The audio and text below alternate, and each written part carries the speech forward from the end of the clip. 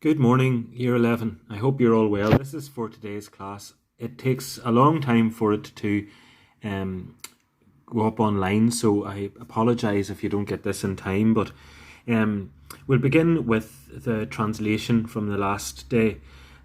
So it just says here, El Ayuntamiento de Toledo está organizando actividades extracurriculares, circuitos y concursos para mejorar la vida de los alumnos en los institutos. Hace unos meses hubo un concurso de dibujo llamado Mi Escuela. Niños y jóvenes de todas las edades participaron mandando sus dibujos para ponerlos en una exposición en la biblioteca. So that first paragraph, girls, means the Town Hall of Toledo. Ayuntamiento means two things: the physical building, the town hall, or the council, the town council. So the town council of Toledo is organising extracurricular activities, courses, to improve the lives of young people, of students in schools. Some months ago, there was a competition, an art competition. Un concurso is a competition, okay? Called My School. So, llamar, to call. So, llamado, called My School. Children and young people of every age, de todas las edades, notice that they do that in the plural in Spanish, participated. Participaron. Remember your preterite tenses? So your endings were aste, o, amos, astes, aron. So that's the aron, that's the they part. Participaron. Sending their pictures, mandando sus dibujos, to put them, ponerlos. So we know that los and las can mean them sometimes, I think, when you stick it on the end of a verb like that. En una exposición en la biblioteca. In an exhibition, we would call it, isn't that right? An exhibition in the library. They call it exposición, okay? The 14 winners, los 14 ganadores, fueron escogidos por 6 profesores de arte y profesores del barrio. Lita Conde, que ganó el primer premio, ahora está haciendo un curso superior de dibujo que le ayudará a desarrollar una carrera artística en el futuro. So the 14 winners were chosen. Fueron escogidos. Do you notice you use the verb ser plus a past participle to say were chosen? Escoger is the verb to choose. And you remember that for ER and IR verbs, you take off the ER and add ido, IDO, to kind of mean id, ed. Okay? Now, as it happens, that works for things like looked, okay? Provoked, where you have ed, divorced, separated, whatever, it has ed, but it doesn't work with chose, because you can't say chosed. As you know, English is very irregular. It's chosen, and that's escogidos, from the verb to choose, escoger, by 6 teachers, art teachers, and people from the area, personas del barrio. Lita Conde, who won the first prize, now is doing a higher level course, un curso superior de dibujo, a higher level art course, which will help her, que le ayudará. Okay, will help her. Instead of saying que ayudará a Lita, we use a pronoun instead. In this case, we use her, isn't that right? Will help her to develop. The reason it's le, by the way, is it's ayudar a alguien, to help someone. So that's le ayudará a desarrollar, to develop. Desarrollar, 2 R's, 2 L's. Always remember that when you're writing it. Not 2 S's. You know there's too many S's. Una carrera artística en el futuro. A future artistic career. So your answers to those, girls. 1A. The town hall's aim is to improve the lives of school pupils through extracurricular activities. B was, how old are the students that take part? They're all ages. How do we know that Lita's drawing skills are improving since she won the competition? We know that she's doing an advanced course to become an artist in the future. Okay, so the second part of your homework then was just the second page of this assessment. And this actually is taken from a novel by Dolores Redondo, so El Guardián Invisible, the Invisible Guardian. And it says here, Inspector Amaya Salazar. Salazar is kind of a common name in the Spanish language, surname, one of the most common. Normally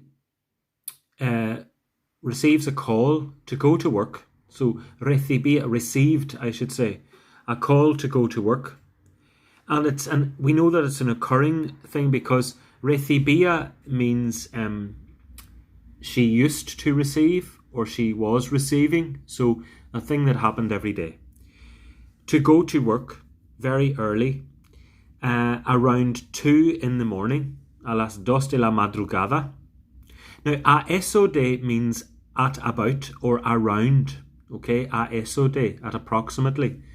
She always did the same thing. She got up carefully, without making noise, sin hacer ruido, para no despertar a su marido, so as not to wake. You remember despertarse means to wake up, but to wake somebody else is despertar a alguien, to wake somebody, in this case a su marido, her husband.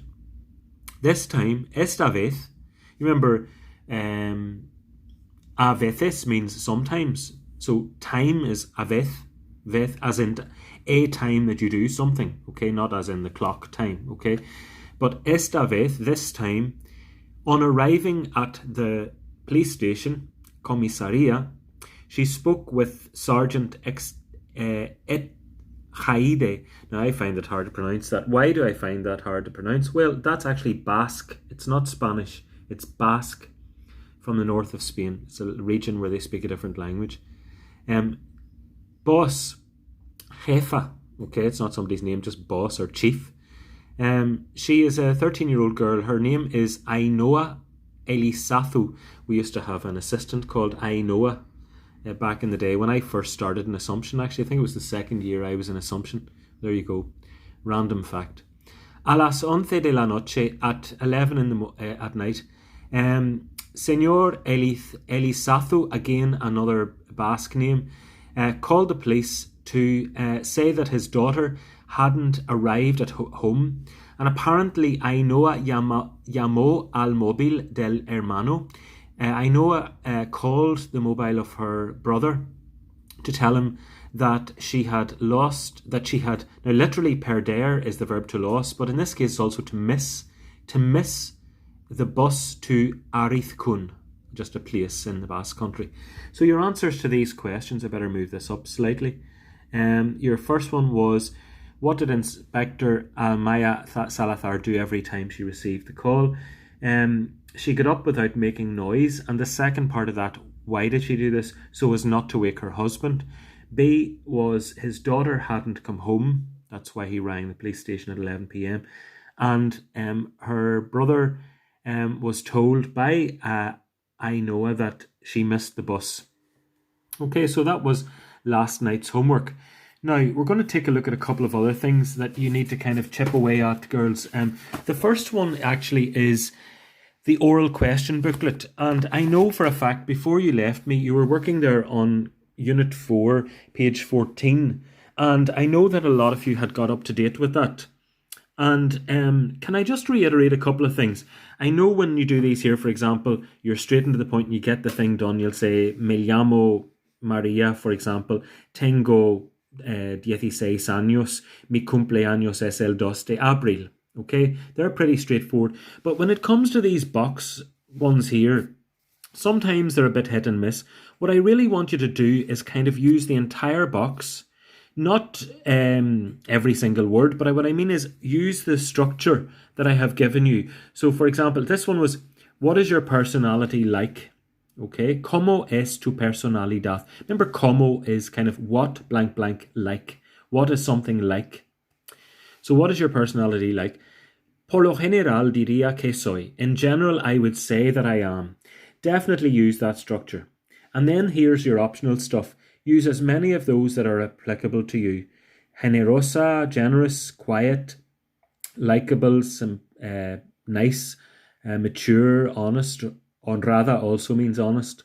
Pessimistic, optimistic, respectful, organized, enthusiastic, brave, and tolerant, of course. The second one there, at times I can be. So that's just to give a contrast. The positive, the kind of a wee bit negative, and then what other people say as well. So the second one, a veces puedo ser, that's nice. At times I can be. So insolent, meaning sort of badly behaved. We use that in English too sometimes, as you know. Maleducada, another way of saying badly behaved, or ill-reared at times, just the way they use it in Spanish, means badly educated, but there you go. They say educate means to be fully developed in terms of your character and everything. So perezosa, lazy, another way of saying it, vaga, or agresiva, aggressive, or impatient. So some negative things that we all can be from time to time. My parents say that I am, and then very, okay, muy, demasiado too, T-O-O, or un poco, a bit. And then you can say things like demanding, exigente, contestona, I answer back a bit. That's a nice one, contestona. Trabajadora, hardworking, creative, creativa, arrogante. Okay. So use the entire box, girls, if you can, each time you get that. When I give you the ones where there's a translation, that's actually to get you to use that language in some way. Now, I'm going to do this one with you. And it says there, it's hard for me to do this from the video, so I'm going to try and read it underneath the video. I hope you can see it. Bueno, diría que, I would say that. Okay, diría is I would say, que, that. Soy, I am. Una persona muy simpática. Remember, go to the noun first, then go to the adjective afterwards. So, me llevo bien con. I get on well with. Me llevo bien con mis padres y mis hermanos. Y mis hermanas. Now you remember, you just say y mis hermanos, and it covers both. Mi madre dice que. That's really, really good for both your writing, girls, and your oral. Reported speech is very, very important, and it gets you the A star. Okay, the more you kind of use language like that, you're not kind of, it's not basic. You're not just saying soy this and soy that. You're saying somebody else says that I am, and that. So, mi madre dice que soy muy bastante impaciente a veces, as you know, y que debería ser. Again, a lovely restructure. I should be. Debería ser. Más trabajadora. Mis amigos dicen que. Again, reported speech, very nice. Soy amable, pleasant, y divertida. Okay, in your case, because you're a girl, so you say divertida, you don't say divertido. Mi mejor amiga, dice que doy buenos consejos. That's consejos. So that's good language, girls, to use. Now, I know you've done these, girls, but I'm just kind of reiterating the same points again. There's your reported speech there that I said. What type of person were you before? Eras antes. So you're using era in this. I was. Sorry, this thing needs to focus and it doesn't help with me shaking the blasted life out of it. No, it doesn't want to focus. There it is. Great. I would say that I was a mature, hardworking person, or whatever you want to use yourself. And then my parents used to say that I was a bit such and such. Use positive and negative adjectives there. Do you have a pet? That's easy enough. How many people are in your family? Again, use the entire box, girls, here, okay? Describe a una persona en tu familia. Describe one person in your family. Again, debo decir que I must say that my mum is a very hardworking person. My dad is a very demanding person, or whatever, or the other way around. Change the adjectives, but use the whole thing. I really like these phrases that I've put in. Of course, I would like my own phrases, but creo que I believe that she is my model to follow. Okay, or he is an exceptional person, or she is an exceptional person. So lots of good language there. It continues on, girls, describing your parents. Physically, they're tall, whatever, and in the future, I want to look like my mother because, or whatever. So the next one, ¿a quién te pareces en tu opinión? What do you look like in your opinion? So this text here, I said don't ask, because that's in my year 12s, girls. They had a document that wasn't printed right. If you do have that, you will get asked that, okay? Now it means, of course, let's see, a ver, pues to be sincere, to be truthful. I think that I look very much like my mother because the two of us are quite small and thin. Also, both of us have brown hair and brown eyes. Nevertheless, many people say that I look like my father. I am like my father in terms of character, because we are both very talkative. I don't agree at all. I don't talk as much as my father. No hablo tanto como, as much as my father. Okay? So again, use this material here, girls. There's loads of material there that you would use. Just some of the language in case you're wondering. Do you get on with your parents? Well, the majority of the time, la mayor parte del tiempo, I get on with my parents. They always help me with homework. They support me when I have problems. They give me advice. Me dan consejos, dar to give, as you know, so they give me, me dan. A veces, at times we fight because of whatever, and these things here are the things you might fight over. Results, las notas, my dedication to my studies, la dedicación a mis estudios, the hours that I can go out, the money that they give me, and the hour of getting up at the weekend. So tonight's homework, this is going to run out, girls, I think, in terms of time, so I have to watch. I would like you just to make sure, girls, you have that translated and all of the questions done on page 15. You might need to use your phone a little bit. I'll go through them again tomorrow if you'd like, and by video, and we'll just make sure that you get them all done. I would like just that by the time you get to September, so that's 15 and 16, girls, down to the middle of the page tonight, I just want that by September I can lift your book and everything that I have asked you to do now is there in place. Okay, girls? You're doing a good job. Just keep chipping away. It's very difficult not being in class. And I just hope that you're well, girls, and that your families are well. That's the main thing. And just look after yourselves and your families at this time. And I'll see you soon, please God. Okay, take care, girls. Adios, chicas. Adios. Gracias.